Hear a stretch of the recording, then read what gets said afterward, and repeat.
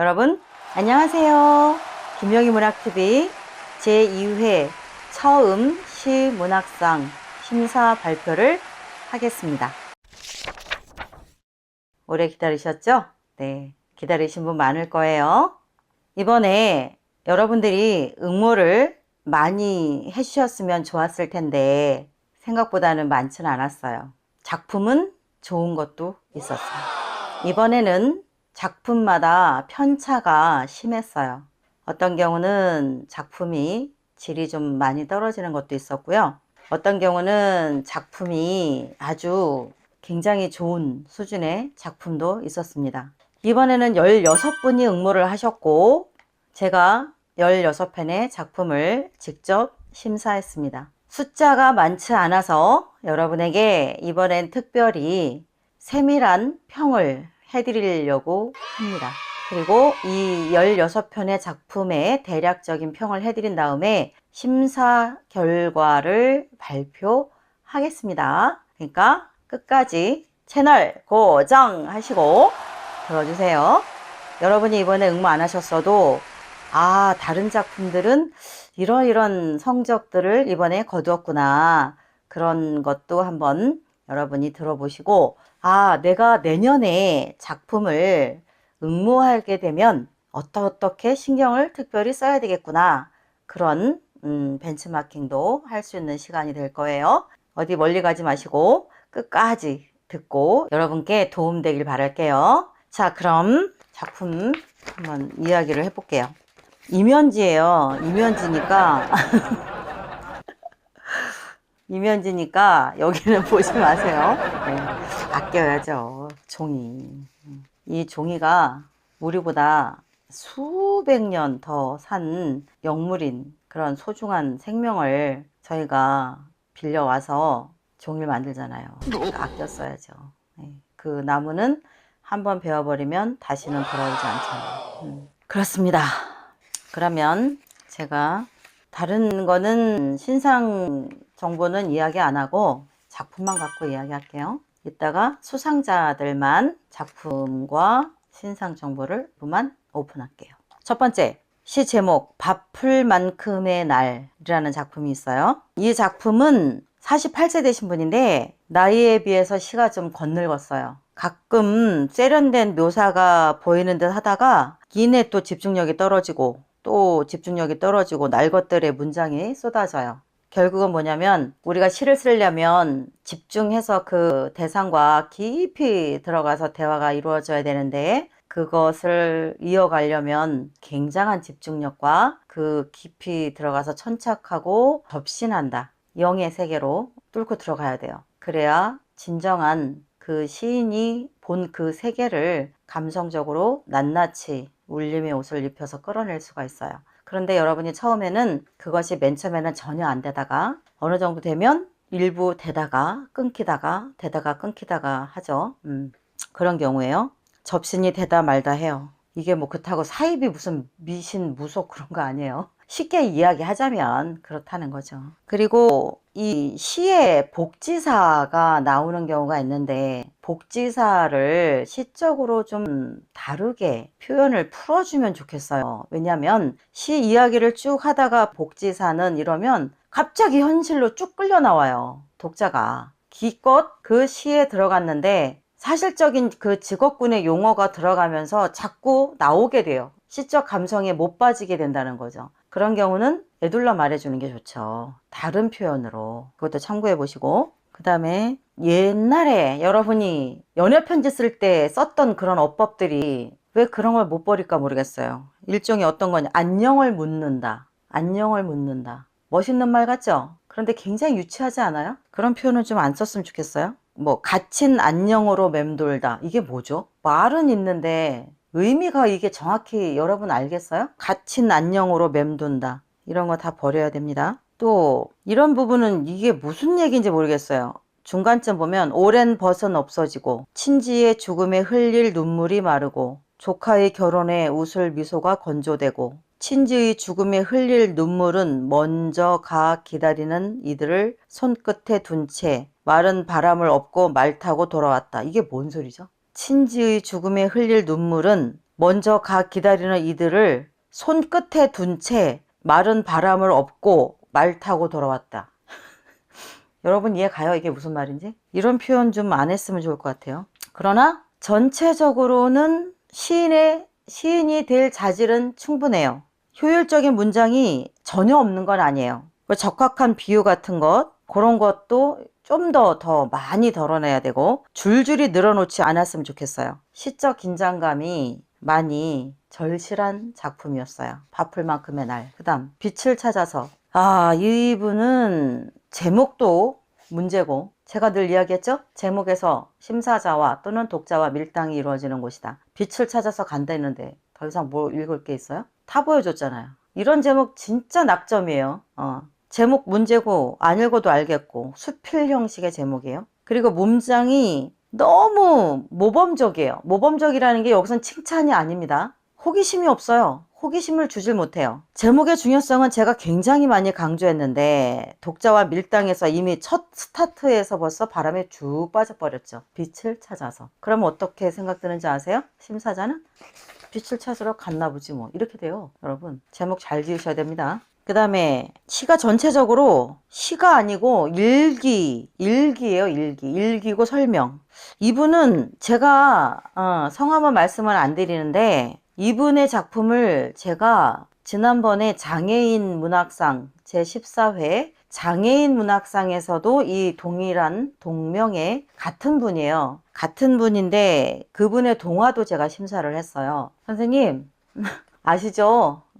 선생님 말이에요. 동화 쓰시는 게 나을 것 같아요. 그런데 동화에서도 선생님이 개연성이 떨어지는 거가 좀 많이 눈에 거슬렸던 부분들이 있어요. 어떤 거냐면 갈등을 만들 때 억지적으로 만들어요. 억지적으로. 자연스럽게 야 저거 어떻게 하면 되냐, 저 보통 문제가 아닌데, 이렇게 생각이 자연스럽게 독자가 들어야 되는데 억지스럽게 막 만들어가는 갈등이 너무 드러나요. 그래서 제가 그때 동화를 심사하면서 예심인가 종심까지인가 올려놓고 그 이상은 점수를 더 드릴 수가 없어서 안타까웠던 기억을 하고 있어요. 선생님은 갈등을 만들 때 자연스럽게 만들 수 있도록 해야 되고, 그 갈등을 후반에 가서 해결할 때도 정말 타당한 해결책을 내놔야 돼요. 근데 그때 당시에도 개가 물었죠, 아이를. 이거는 여러분 다른 분도 집중해 들어보세요. 도움되라고 얘기하는 거니까. 남의 얘기니까 뭐 이렇게 길게 하지? 우리는 모르는 이야기인데 그렇게 받아들이지 마시고. 자, 갈등을 만들 때 야 이건 정말 어쩔 수 없는 상황이야, 이렇게 독자가 빠져들게 만들어야 되고, 그 갈등을 마지막 가서 해결할 때 역시 와 이렇게 일이 해결이 되는 거였구나, 와 정말 이거 리얼하다, 그럴 수 있겠는데, 이렇게 독자가 정말 자연스러워서 인정할 수밖에 없어야 돼요. 그런데 그 동화에서도 보면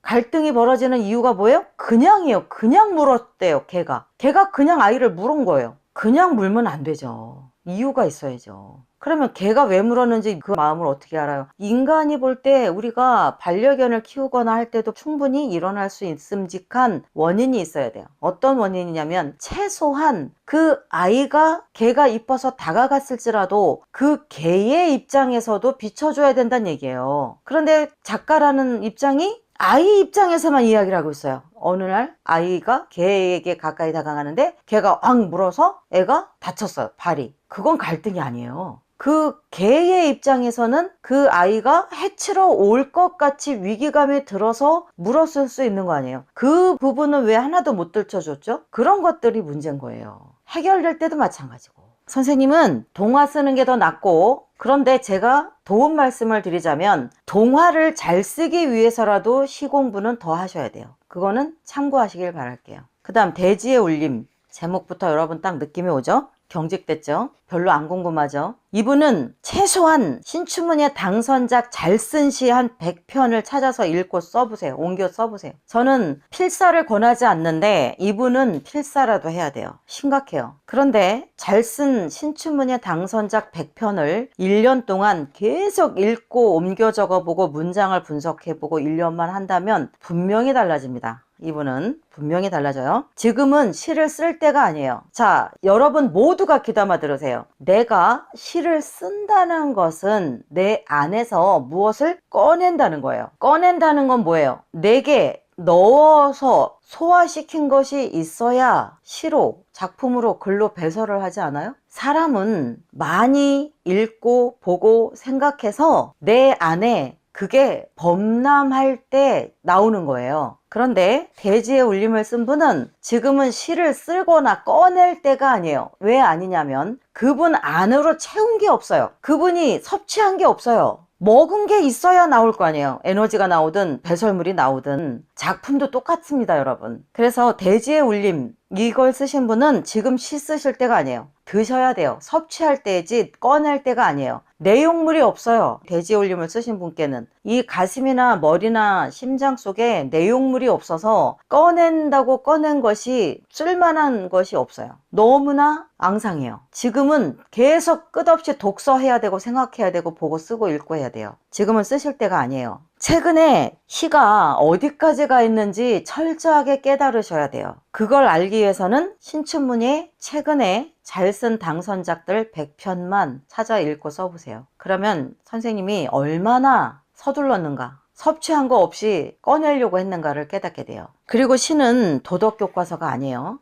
자연책도 아니에요. 너무나 당연한 것을 쓰기 위해서 시를 쓰는 거가 아니죠. 모두가 다 알고 너무나 당연한 이야기를 쓴다? 그건 시가 아닙니다. 그리고 주체가 없어요. 화자가 어디 있는지 모르겠어요. 누군가 말을 하는데 누가 말을 하는지 없어요. 그리고 환경 캠페인 글 같습니다. 뭘 말하고 싶은 건지 모르겠어요. 그래서 이 시로, 이 글로. 왜냐? 너무나 당연한 이야기만 해요. 뭐라고 하느냐? 자연은 위대하다. 그 이야기가 시가 될 순 없죠. 시는 주장하는 게 아니에요. 보여주는 거예요. 말없이. 그 다음 파스 한 장. 파스 한 장 쓰신 분은 시가 무엇이고 어느 지점에서 시가 서식하고 있는지를 알고 있어요. 그러나 더 노력해야 돼요. 이제 조금 어딘가에 시가 있다는 걸 아는 정도고, 문장이 시적 사유를 집요하게 끝없이 끈질기게 악착같이 물고 늘어져야 하는 연습을 많이 하셔야 돼요. 그러면 머지않아서 성장의 물이 오를 거예요. 그 다음에 시가 시적 사유가 너무 앙상하고, 시가 반드시 길어야 하는 건 아니지만 그렇다고 너무 짧으면 그 안에서 무언가 추려서 독자가 먹어야 하는데, 그릇이 작으면 담기는 것도 한계가 있죠. 그런데 여러분이 초보다 보니까, 예를 들어서 이게 시의 그릇이라고 칩시다. 그릇이 커서 담기는 거라도 많으면 읽으면서 뭔가 알곡을 건져서 몇 개라도 더 건질 확률이 높은데, 읽을 내용도 없어요. 양이 적어요. 그러면 거기서 얼마나 건질 수 있겠어요? 지금 몇 줄 쓰셨는지 알아요? 하나, 둘, 셋, 넷, 다섯, 여섯, 일곱, 여덟, 9줄 썼어요. 9줄. 안 돼요, 이렇게 갖고. 끝까지 더 최소한 쓴 만큼 더 있어야 돼요. 근데 뭘 써야 될지 모르겠죠? 그걸 찾아내는 게 시인이에요. 그 다음에 이분은 46세시거든요. 46세시면 요즘의 문단의 흐름으로 보면 대학생 정도예요. 대학생. 무슨 얘기냐면 충분히 가능성이 있고 늦지 않았어요. 지금부터 다시 공부하셔도 충분히 가능성이 있으니까 공부 좀만 더 하세요. 예를 들어서 대학생이라면 대학교 4년 동안 배우고 나면 굉장히 많은 걸 배우는 것처럼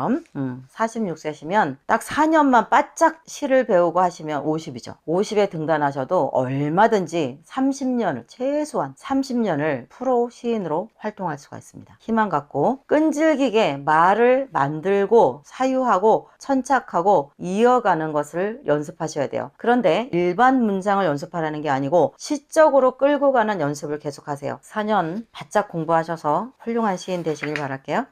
종소리. 이분은 55세이시고 시가 너무 평범해요. 55세이신 나이는 늦지 않았어요.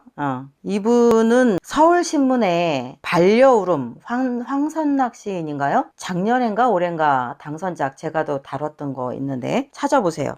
요즘 55세면 청년이에요. 청년. 그런데 시는요, 종소리라는 시는 6, 70대 분이 쓴 것처럼 늙어버렸어요. 55세이신데 왜 이렇게 시를 늙은 시를 썼는지 모르겠어요. 거의 시조풍에 가까워요. 시가 주는 서정성이 없지는 않은데 시간의 세월의 덧없음을, 세월의 덧없음, 그것을 노인네처럼 썼어요. 새롭지가 않아요. 이 시는 큰 장점도 없고 그렇다고 뭐 엄청 못 쓴 것도 아닌데 그 이상 무엇이 있어야 돼요. 지금 이대로는 좋은 점수가 아니에요. 너무 시가 거칠었어요. 그리고 신압으로 이게 보세요. 아스라이 멀어져간 기억 너머에 신압으로 사위진이 아쉬움이라. 왜 이런 어투를 쓰는지도 모르겠네요. 시는 세월이 가는 거가 세월이 가니 아쉽다 이렇게 말하는 게 시가 아니고 어떤 사물을 갖다 놓고 그것을 넌지시 보여줘야 돼요. 그것을 읽으면서 독자가 그래 참 세월이 아쉽다 이렇게 느껴야 되는데 독자의 몫을 시인이 거기다 써놨어요. 세월이 가니까 아쉽다. 이건 시가 아니에요. 문장 젊게 쓰시려고 하시고 66세, 80세, 70세 신춘문예 당선작들이 많아요. 찾아 읽어보시고 내가 얼마나 올드한 생각을 갖고 세상을 보는지를 빨리 깨우치시고 그걸 걷어내셔야 돼요. 중요합니다. 그 다음 가난한 퇴근길. 이분은 그냥 자신의 시가 어디쯤 가 있는지 알고 싶다고 보내셔서 개인정보가 많이 없어요. 나이도 모릅니다. 이름밖에. 그런데 가난한 퇴근길이래요. 여러분 어떠세요? 안 궁금하죠? 왜 안 궁금하죠? 가난한 퇴근길이라고 말을 다 해버렸잖아요. 차라리 그냥 퇴근길이라고 했으면 덜 했을 것을. 가난한 퇴근길. 그건 뭐예요? 시 더 이상 읽지 마. 이 시. 가난한 퇴근길에 대해서 썼으니까. 이 얘기랑 똑같잖아요. 제가 제목이 얼마나 중요한지를 목이 아프도록 이야기했는데 제목을 이렇게 지었다니. 그리고 1년도 너무 당연한 얘기. 뒤꿈치 들어 소리 죽이고 발가락 힘으로 땅을 디디니 종아리 붉어지고 허벅지 땡땡해져 온몸이 독하다. 너무 당연한 얘기. 이어는 시의 주체가 없어요. 누가 얘기하는 건지 모르겠고 맨 마지막 행은 비유가 그래도 좋아요. 긴 숨이 먼저 담을 넘는다. 의인법 썼어요. 이 시에서 가장 좋은 부분은 여기에요. 이분은 혼자서는 넘기 힘들어요. 체계적으로 배우셔야 돼요. 단점은 뭐냐? 정확해야 할 시적 화자의 위치가 없어요. 그리고 제목 따로 놀고 각 연 다 제각각이고 한 해의 주제를 향해 나가지 못하고 있어요. 근데 이분의 단점은 스스로 뛰어넘을 수 있는 색깔이 아니에요. 배우셔야 돼요. 시를 정말 좀 더 쓰고 싶다면 체계적으로 전문적으로 단 1년이라도 배우시고 나면 새로운 세계가 보일 거예요. 근데 전혀 시적 자질이 없는 거 아닙니다. 그러니까 제대로 한번 배우셨으면 좋겠어요. 자, 그때였어요 라는 시는 다혈질이 시에서 보여주지 않았고 보여지지 못했고 자연에서는 비유가 많이 흔들려요. 특히 바람막이를 자처한 눈망울 이런 것들은 도움이 되지 않아요. 3, 4년만 더 치열하게 쓰세요. 박명옥님. 개성있고 재미있는 시 쓰실 수 있는 희망이 있어요. 수미 상관관계를 잘 살려냈고 문장은 안정적이에요. 화자 혼자 웃음꽃 피고 있고요. 독자는 시의 내용이 너무 가벼워서 웃을 수 없어요. 어느 지점을 보고 웃어야 되는지 포인트가 없어요. 3, 4년 더 바짝 노력해보세요. 자질은 충분히 있습니다. 시인의 자질은. 봄의 연인, 올드해요. 봄의 연인이라는 제목이 거의 요즘에 많이 안 짓죠. 45세 젊은 분인데 그동안 본 시집들 다 버리세요. 무슨 시집을 봤는지 다 알 것 같아요. 봄의 연인 쓰신 분 서지영 선생님 지금까지 선생님이 본 시집들은 다 버리세요. 집에 있는 거. 그거 아닙니다. 클릭하는 거. 그동안 본 시집들 버리시고 다시 시작해야 돼요. 최근 5년 이내에 신춘문예 당선 시들이 있는 걸 보든지 아니면 그 당선 시인들이 쓴 시집만 읽으세요. 지금까지 읽은 시집 정말 위험해요. 그런 시집을 읽어서 시가 망친 거예요. 명심하시기 바랄게요. 이 시의 장점은 돋보이는 문장은 없는데 그렇다고 아주 잘못된 비유 체계도 없어요. 다만 감각을 익혀야 돼요. 감각. 그러니까 일반적으로 평범한 문장은 못 쓰지 않아요. 그런데 최근에 현재 21세기 현대 시는 이게 아니에요. 그 다음에 기본 바탕은 괜찮아요. 기본 바탕은 되어 있으니까 뭐 맞춤법이나 오탈자나 이런 거 없고 기본 그 토양은 괜찮아요. 거기에 이제 무엇을 심느냐가 중요한 거죠. 좋은 건축물을 얹으려면 그걸 방법을 배워야 돼요. 지금 선생님은 어떤 상황이냐면 정말 예쁘게 털을 다 닦아놓고 초가집 얹고 있는 거예요. 초가집이 나쁘다는 게 아니라 옆에는 다 최신식 건물이 올라가고 있는데 다른 사람들은 근데 그 좋은 토양에 요즘에 별로 추구하지 않는 초가집을 얹고 있다는 것을 본인이 알아야 됩니다. 그만큼 올드하다는 얘기예요. 최선을 다해서 갈고 닦으세요. 선생님은 45세기 때문에 넉넉 잡고 5년만 시에 미쳐 있으면 선생님 인생이 달라질 거예요. 오만과 편견, 제목 올드하죠. 제목이 오만과 편견인데 첫 줄이 오만과 편견이에요. 또 그런 거 피하라고 제가 그랬죠. 그리고 시에 오만, 편견이 몇 번이 나오는지 몰라요. 혐오, 그리고 보세요. 관념어들 굉장히 갑갑한 낱말들, 혐오, 차별, 배제, 왕따, 배제, 차별, 왕따, 주동인물, 조롱, 배제, 왕따, 배제, 차별. 물론 이게 이분이 의도적으로 한 거예요. 은유법을 집중적으로 쓰면서 하나의 비유체계 속에 논법을 계속 이입시켜 나간 건데 경직된 관념어가 범람을 하죠. 시쓰기는 아주 작은 거라도 내가 직접 경험한 소소하고 수수하고 사소한 그 속에서 큰 세계를 끌어내는 시가 좋은 시예요. 근데 잘 쓰려고 하는 힘을 너무 주고 있어요. 오만과 편견을 말하더라도 차라리 강아지풀, 쑥부쟁이 이런 걸로 왜 안 되죠? 그걸로 이야기했다면 훨씬 나았을 것 같아요. 제가 지난번에 이야기했죠. 시쓰기는 큰 것은 작아지고 작은 것을 가져와야 울림이 커진다 그랬잖아요.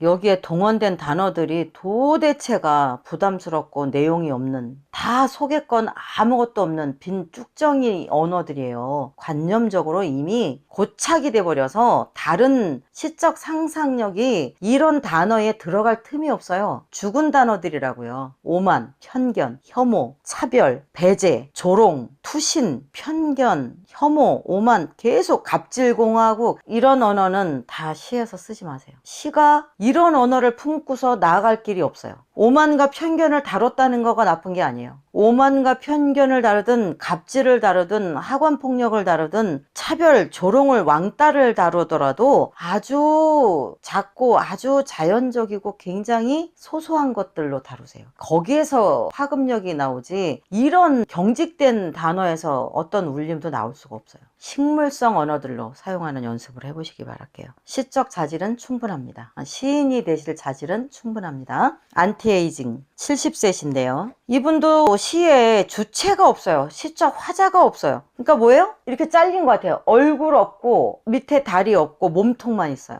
토르소 같아요. 얼굴이 없어요. 누군지 누가 이야기를 어디서 하는지 모르겠어요. 그리고 마치 이 시는 노화에 대해서 정의를 내리려는 것 같아요. 노화란 이런 것이다, 이런 것이다, 노화란 이런 것이다. 자꾸 정의를 내리고 설명하고 그 이면의 것이 하나도 없어요. 그 이면에서 시가 탄생하는 건데 그게 없어요. 70세시면은 문장은 젊은 편이에요. 그런데 최근에 신춘문예 당선작들 많이 읽고 분석을 하셔야 돼요. 그래도 안 늦으셨어요. 72세 당선자도 있고 80세도 있어요. 지금부터라도 하세요.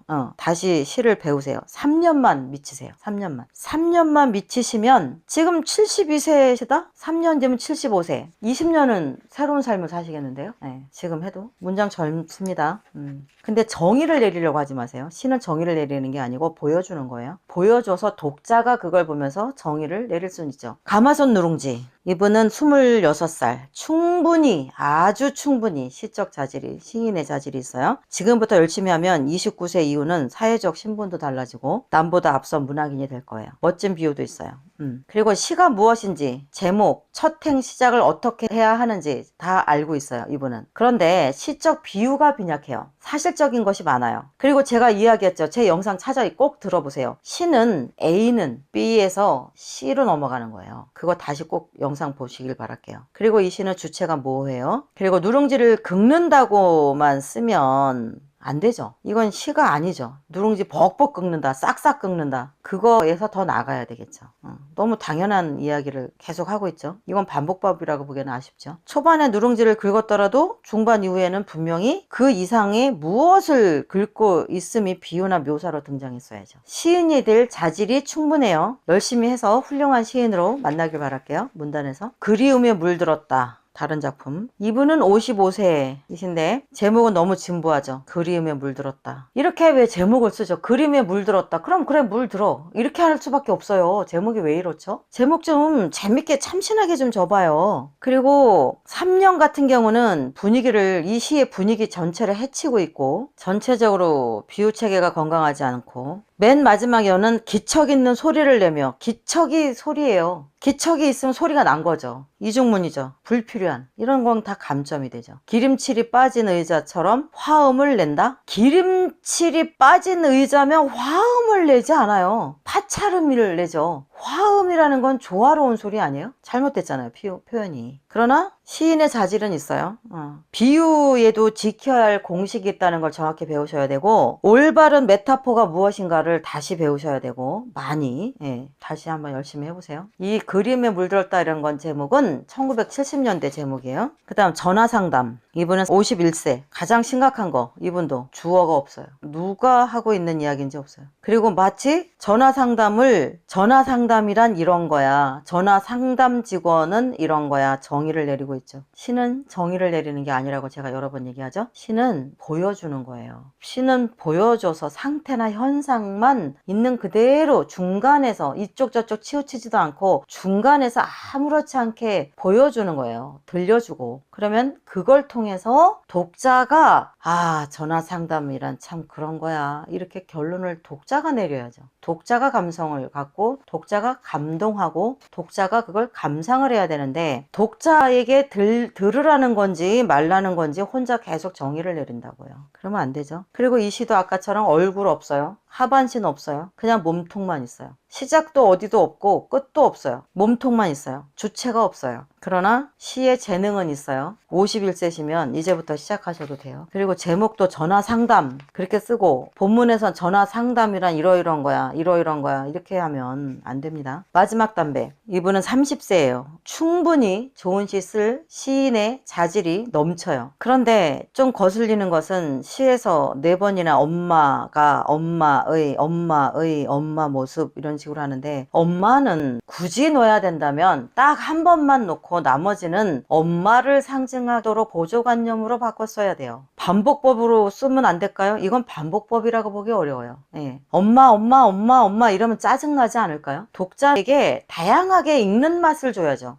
가장 좋은 부분은 잡아당기고 밀어냈던 흡연의 생채기 이 부분 좋았어요. 후반은 사유가 약합니다. 그리고 쫓겼어요? 이 시 쓰다가 뭔가 쫓겼든가 더 이상 끌고 나갈 힘이 없었죠. 끝에 가니까 그냥 후닥 쫓기듯이 그냥 화장실 물 확 내려버리고 일어나듯이 너무 빨리 끝냈어요. 결국은 뭐냐? 시를 끌고 가는 호흡이 후반에 가면서 뚝 떨어졌어요. 약하다는 얘기죠. 시 연습을 많이 안 했다는 얘기예요. 시 연습 많이 하셔야 되고 길게 쓰는 연습하세요. 호흡이 너무 짧아요. 호흡이 짧다는 것은 내 것이 없다는 얘기예요. 많이 끌어낼 것이 없어요. 아까도 이야기했죠. 내 안에서 끌어낼 것이 없다. 이야기거리가 없다. 말할 단어를 동원할 능력이 없다는 것은 그만큼 읽고 생각하고 한 내 미천이 없다는 얘기예요. 이분도 마지막 담배 쓴 이분도 지금 꺼낼 때가 아니에요. 꺼내더라도 몇 배로 먹고 하나씩 꺼내야죠. 무엇을 섭취했어야지 뭔가 힘을 쓰거나 에너지가 나오죠. 독서 많이 하시고 생각 많이 하시고 문장을 쓸 때는 앞으로 마지막 담배 쓰신 분은 앞으로 어떤 시든 가로로 7개 단어 이상 세로로 20행 이상 쓰는 연습을 철저히 하셔야 됩니다. 그러면 훌륭한 시인이 될 거예요. 이분이 잘하는 것은 일상에서 거창한 것에서 아닌 일상에서 아주 아무것도 아닌 작은 소품 하나에서 쭉 인생을 길게 깊게 넓게 바라보려고 하는 그 대상을 사랑하는 각별한 관심이 있어요. 사랑이 많다는 얘기예요. 마음에 좋은 시 쓸 거예요. 시인이 분명히 될 뿐이에요. 나중에 분명히 저랑 만날 거예요. 문단에서. 입체적 수사도 작지만 그래도 보여요. 건강한 시를 쓸 시인의 자질이 충분해요. 그런데 이왕에 하는 거 최대한 집중해서 도전하세요. 그러면 미래가 달라질 거예요. 시인의 자질이 충분히 있는데 이쯤에서 하다 말다 그러면 내내 60살이 가도 여기서 멈춰 있을 거예요. 지금 한 살이라도 젊을 때가 감성은 더 풍부해요. 지금 바짝 당겨서 시 공부하셔서 시인이 되세요. 자, 그 다음 감성도매 시간. 이분은 자 어떤가요? 제목 감성도매 시간. 어떤 시간이 감성도매 시간이야? 궁금하지 않아요? 여러분 이 감성도매 시간 또 하나는 곁에 없는 제목 어때요? 다른 제목들과 비교되지 않나요? 다른 제목들과 한번 비교해 보세요. 시 지금 공부하는 거예요, 여러분. 비싼 공부 무료로. 자, 제목만 제가 읽어드려 볼게요. 곁에 없는, 감성도매 시간, 바쁠 만큼의 날, 빛을 찾아서, 대지의 울림, 파스 한 장, 종소리, 가난한 퇴근길, 그때였어요, 봄의 연인, 오만과 편견, 안티에이징, 가마솥에 누룽지, 그리움에 물들었다, 전화상담, 마지막 담배. 어떤 제목이 궁금한가요? 그리고 어떤 제목이 식상하게 느껴지나요? 그리고 어떤 제목이 별로 궁금하거나 읽고 싶은 생각이 들지 않나요? 또 반면에 어떤 제목이 무슨 얘기를 하려고 한 거지? 라고 생각이 드나요? 그곳에 정답이 있습니다. 여러분, 곁에 없는, 궁금하죠? 뭐가 곁에 없지? 또 곁에 없어서 뭐가 어떻게 됐지? 궁금하죠? 감성돔의 시간, 이건 어떤 시간이야? 궁금하죠? 마지막 담배, 궁금하죠? 그죠? 그렇습니다. 빛을 찾아서, 차라리 빛을 빼버리고 그냥 찾아서라고 했으면 낫을걸요. 그러나 종소리, 전화상담, 이런 명사형, 안티에이징 이런 제목이 형편없다? 그건 아니에요. 제가 제목에 대해서 강의할 때 뭐라 그랬어요? 명사형의 제목을 쓸 때는 1년에서 더 힘을 많이 정성을 들여야 된다. 왜? 명사형 제목은 밋밋하기 때문에 1년에서 빨리 독자나 심사자가 빨리 빠져들게 힘이라는 게 뭐 힘줘서 이야기하라는 게 아니라 매력 있게 잡아당겨야 돼요. 그런 거를 여러분이 전략을 세워야 되겠죠. 자, 이렇게 해서 3편이 뽑혔습니다. 제2회 처음 시 문학상 3분의 수상자를 발표하겠습니다. 우! 잘 들어보세요. 우수상 제2회 처음 시 문학상 우수상은 마지막 담배를 쓰신 이주영 님입니다. 축하합니다. 제가 얘기했어요. 주의사항. 그리고 30세예요. 여러분은 머지않아 이주영 시인을 문단에서 만나게 될 거예요. 기대해 주세요. 제 말이 틀린가 보시고요. 그때 가서 3년에서 5년이면 이분은 시인이 되어 있을 거예요. 네. 기억했다가 이분이 시집이 나오고 하면 많이 읽어주시고 많이 구입해 주세요. 어떤가요, 여러분? 여러분이 지금 시인의 과거를 보고 있는 거죠. 네. 재밌는 현상이에요. 자, 그 다음 최우수. 우수상은 상금 10만원의 상장이 나갑니다. 그 다음에 최우수상 제2회 처음 시문학상 최우수상은 감성돔의 시간입니다. 엄주하 님 축하합니다. 잘 썼어요. 어떤 경우가 잘 썼냐면 일단 제목 좋아요. 그 다음 이분 27세예요. 여러분 박수. 저희 김명희 문학TV에서 지금 대한민국 문단의 미래를 이끌어갈 시인들을 발굴했어요. 오늘 3분을. 예. 이 3분은 머지않아 공식적으로 시인으로 하게 될 거고 여러분이 보게 될 겁니다.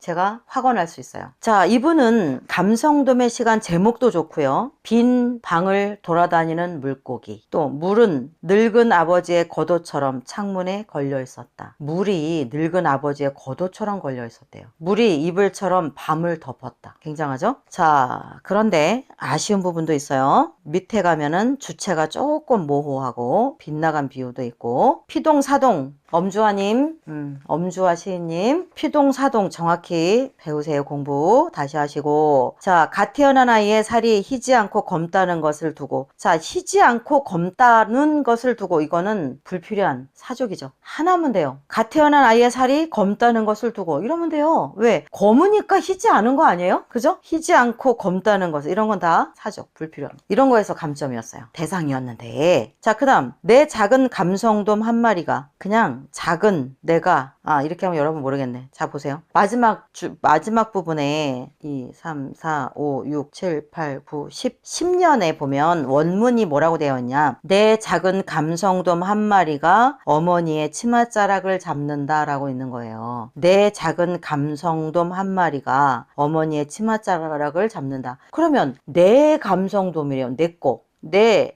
것인데 작은 감성돔 한 마리가 엄마의 치맛자락을 잡는다? 그것보다는 작은 내가 작은 내가 어머니의 치맛자락을 잡는다 라고 하든가, 아직 치어인 나는 어머니의 치맛자락을 잡는다 라고 했다면 좋았죠. 여러분 한번 눈 감고 들어보세요. 원문 1번은 원문 그대로예요. 내 작은 감성돔 한 마리가 어머니의 치맛자락을 잡는다. 자, 제가 의견 내는 거예요. 2. 작은 내가 어머니의 치맛자락을 잡는다. 3도 제가 내는 의견이에요. 수정문. 아직 치어인 나는 어머니의 치맛자락을 잡는다. 어느 게 나은가요? 제가 볼 땐 2번과 3번이 훨씬 낫다고 봅니다. 여러분이 어떻게 느꼈는지 모르겠네요. 자, 그럼 마지막 연은 좋아요. 어머니의 등에 고개를 파묻은 채 조심스레 아가미를 벌려본다. 어때요? 좋죠? 멋지죠? 자, 이 수상작들은 더보기란에 올려놓을게요. 자, 그러면 영예의 대상 제2회 처음 시문학상 김영희 문학TV가 주최하고 도서출판 처음에서 후원하는 제2회 처음 시문학상 대상 영예의 대상에는 곁에 없는 이라는 작품을 내신 공광복 님이 수상하셨습니다. 박수! 축하드려요. 공광복 시인님. 시 좋았어요. 아주 좋았어요. 물론 부족한 부분도 있어요. 그러나 이 정도 실력이면 일반 문예지 신인상 80대 1, 100대 1 경쟁은 뚫을 수 있어요. 예. 물론 다른 시가 평균치가 얼마나 되는지는 관건이죠. 이 하나만 잘 썼으면 어렵죠. 다른 시도 평균이 높다고 봤을 때 이 정도로 다 평균을 갖고 있다면 지금 등단해도 손색이 없는 분입니다. 이렇게 해서 16분이 응모를 했지만 비록 우리 처음 시문학상이 이제 2살밖에 안 됐지만 아주 좋은 작품을 이번에 발굴했습니다. 그래서 굉장히 기뻤어요. 저는. 자, 공광복님하고 시인님하고 엄주화 시인님, 이주영 시인님은 여러분 꼭 기억해 주세요. 이분들은 시인이 되실 거예요. 머지않아서. 그리고 이미 시인이 되셨어요. 네. 공광복 시인님께는 저희 처음 시문학상에서 상금 30만원과 상패를 드릴 거예요. 이 시는 노인의 고독사를 다뤘어요. 곁에 없는. 제목도 아주 잘 적고 노인의 고독사를 다뤘고요. 처음부터 마지막까지 침착하게 아주 차분한 어조로 끌고 간 것이 돋보였어요. 노련함이 보였어요. 그리고 시의 내용도 아주 좋아요. 좋은 시 쓸 뿐으로 신뢰가 갔어요. 그리고 몇 군데에는 조금 아쉬운 부분은 불문율이 검은 곰팡이 찬란한 벽지 위에 이런 것들에서는 검은 곰팡이는 빼는 거가 나아요. 왜냐? 불문율이 찬란한 벽지에 이렇게 했으면 더 슬펐죠. 그죠? 검은 곰팡이는 이미 이 정황이면 곰팡이는 있을 거라고 짐작을 충분히 당연히 하죠. 그러니까 이런 거는 오히려 생략하는 거가 좋아요. 그리고 어스름 연달아 2번 나오는 건 좀 아쉬웠어요. 어스름이 한 번 나왔으면 또 다른 것은 다른 보조관념. 어스름이라고 말하지 않고 어스름을 느끼게 보여줘야죠. 그리고 이런 부분들. 동굴 속 거꾸로 자는 박쥐의 습한 잠은 안녕한가. 이런 데서 저는 동굴 속 거꾸로 자는 박쥐의 불길한 잠은 안녕한가. 이렇게 역설이 더 낫죠.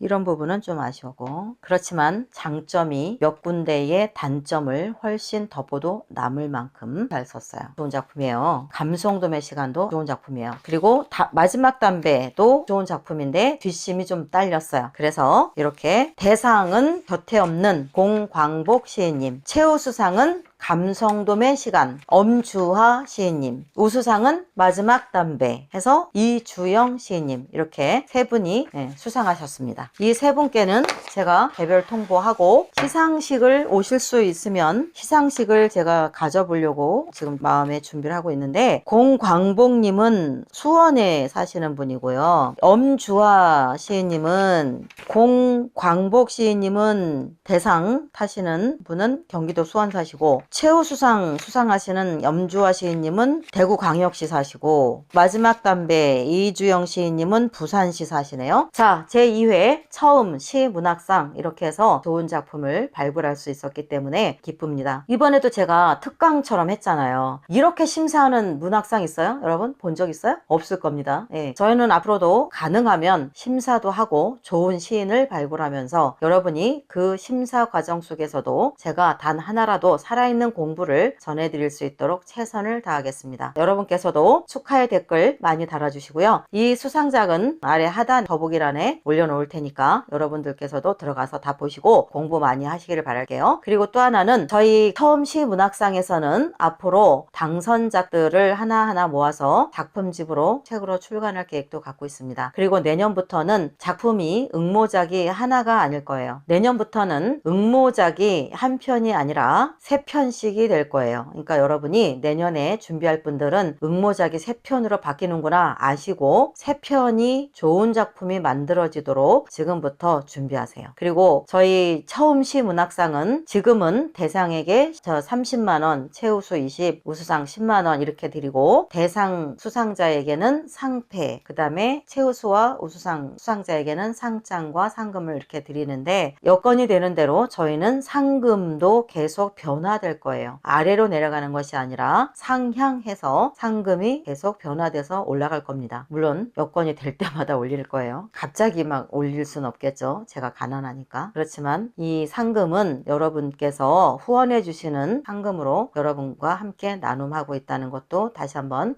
감사 인사를 드리고 여러분께서도 앞으로도 이거는 상금으로 써주세요 하고 후원해 주신다면 저희가 그 돈은 다른 데 절대 안 쓰고 반드시 상금에다 포함시켜서 여러분에게 다시 환원해 드리도록 하고 저 역시 유튜브에서 여러분이 광고를 많이 봐주시면 광고 수익이 올라올 거고요. 그러면 제가 제 일상의 일부 보조를 하고 어느 정도 남는 부분들은 저 역시 상금으로 기부하는 차원에서라도 저희 처음 시문학상은 앞으로 얼마가 됐든 계속 꾸준히 상금을 올리는 쪽으로 노력을 다할 것입니다. 그러니까 여러분께서 많이 관심 가져주시고요. 응원해 주시고 내년에는 올해보다 훨씬 더 많은 분들이 응모할 수 있기를 바라겠습니다. 자, 여러분 시청해 주셔서 감사합니다. 지금까지 저는 시와 소설을 쓰는 김영이었고요. 제2회 처음 시문학상 심사 발표를 마치겠습니다. 감사합니다. 여러분 안녕.